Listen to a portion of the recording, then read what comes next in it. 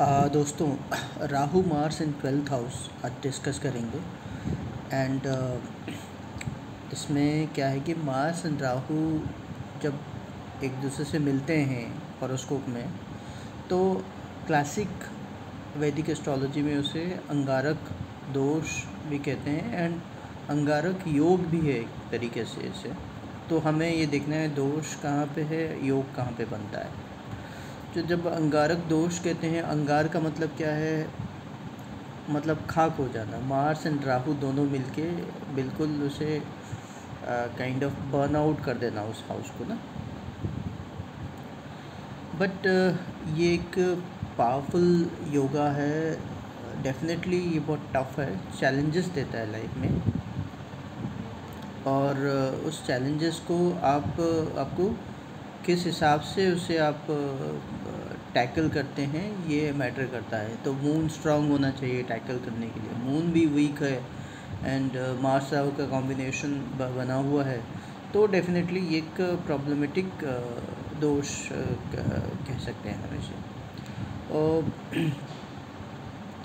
तो क्या है कि 12th हाउस जो है वो क्लासिक वैदिक एस्ट्रोलॉजी में लॉसेस, एक्सपेंडिचर, देखिए मतलब ये जो किताबें हैं वैदिक एस्ट्रोलॉजी, ये 4000 साल पुराना है। तो उस टाइम जो माहौल था उस टाइम, जो मतलब कुछ भी था, वो थोड़ा सा डिफरेंट था, थोड़ा सा नहीं पूरा डिफरेंट था।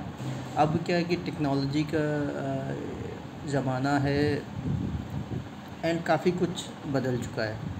तो उस टाइम सॉलिट्यूड को 12th हाउस बताते थे, एक्सपेंडिचर, जेल, ये सब अभी भी वही है। बट अब क्या है कि कन्फाइनमेंट जो है, कोई बहुत लंबे टाइम तक हॉस्पिटलाइज हुआ है एंड काफ़ी लॉन्ग टाइम से। मैं एक पेशेंट को जानता हूँ जिन्हें कैंसर 2020 से डिटेक्ट हुआ एंड वो कंटिन्यूसली बेड रिडन है, 5 साल से बेड रिडन में है। दैट ये भी हम 12th हाउस के साथ जोड़ के देख सकते हैं।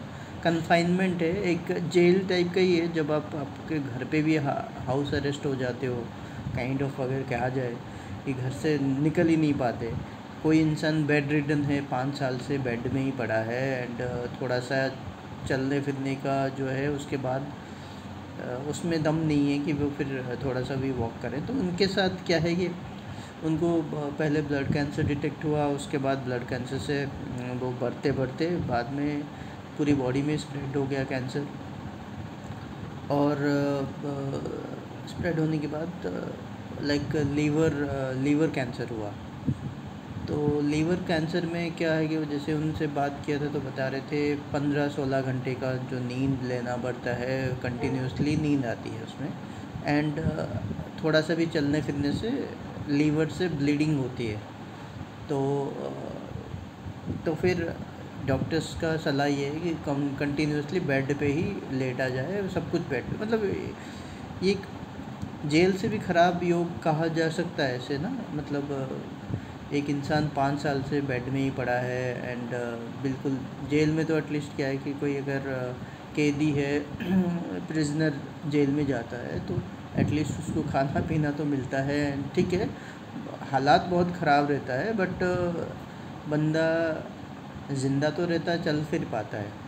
तो ये भी है कि 12th हाउस बहुत ही, मतलब उनका जो हॉरोस्कोप है उसके टाइम उनको पता नहीं था, तो it's very difficult to analyse क्या चल रहा है उनका।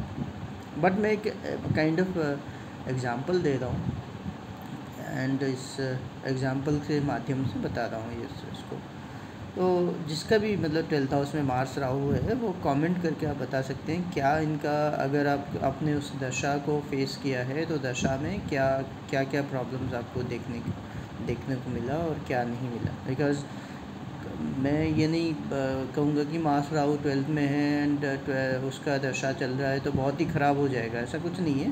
वो डिपेंड करता है कि कितना एफ्लिक्टेड है, कितना ख़राब है। डेफिनेटली चैलेंजेस देगा। तो इसके साथ साथ इसमें 12th हाउस आपको foreign lands, losses, expenditure, isolation, ashrams, hospitals, prisons, hidden enemies, subconscious mind, dream, sleep, detachment. Mars energy है, एग्रेशन है, करेज है, एक्शन है राहु उसको ना एम्पलीफाई करेगा, राहु उसको और भी बढ़ाएगा एंड ऑब्सेशन की तरफ ले जाएगा, अनकन्वेंशनल थिंग्स कराएगा, can be deceptive. Rahu deception में मास्टर है। एग्रेसिवनेस, हिडन एनिमीज़ हो सकते हैं, हिडन क्या ओपन एनिमीज़ भी हो सकते हैं, but 12th house hidden house है तो हिडन एनिमीज़ यहाँ पे है। डिस्टर्ब स्लीप, स्लीप में तो प्रॉब्लम कर सकता है because malefic planets 12th house में।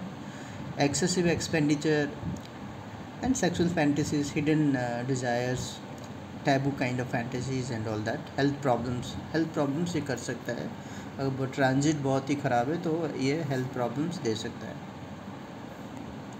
सक्सेस इन फॉरेन लैंड्स, इसमें क्या है कि एक रेमेडी है, आप अपने बर्थ प्लेस से दूर जाके देखिए कि क्या आपको अपॉर्चुनिटीज़ वहाँ पे अच्छा है, पीस ऑफ माइंड रहा है या नहीं। अकल्ट एंड हिडन नॉलेज में इंटरेस्ट देगा। डिटर्मिनेशन फॉर मोक्ष, 12th हाउस मोक्ष का भी हाउस है, तो उसमें अगर इन्फ्लुएंस जुपिटर का है तो आपको मोक्ष का मतलब क्या है, आपको स्पिरिचुअल, आपको एक मतलब स्पिरिचुअल काइंड ऑफ एनलाइटनमेंट हो सकता है एंड स्पिरिचुअलिटी की तरफ आप इंक्लाइन हो सकते हो। Fearless in hidden situation, and ये मतलब अंगारक योग ख़राब तो है बट ये ना कभी कभी इंसान को बहुत फियरलेस एंड बना देता है कि एडवर्स सिचुएशन को फेस करते हुए, फाइट करते हुए इंसान आगे बढ़ता है। राहु मार्स फायरी है, एक्सप्लोसिव कॉम्बिनेशन है, तो कुछ रेमेडीज़ भी हैं उसके, मेडिटेशन, स्पिरिचुअल प्रैक्टिसेस करें, बाकी वर्शिप करें लॉर्ड हनुमान एंड बाकी लॉर्ड्स के। एग्रेशन को कंट्रोल करें, ऐसे लोगों को गुस्सा बहुत आता है तो एग्रेशन को कंट्रोल करें। अल्कोहल ना ही ले तो बेटर है, लेते हैं तो लिमिटेड क्वांटिटी, और बहुत मतलब स्मोकिंग तो ना करें क्योंकि ये सब राहु को और ख़राब करेगा इसे, और चीज़ों को और भी मतलब माइंड को डिस्टर्ब करेगा उसमें।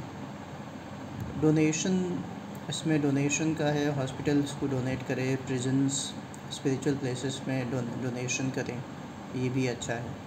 तो ये एक राहु मार्स का एक शॉर्ट वीडियो है। तो अगर आप में आपका भी इसमें कुंडली में हॉरोस्कोप में राहु मार्स है 12th हाउस में, तो आप कमेंट कर सकते हैं। थैंक यू दोस्तों।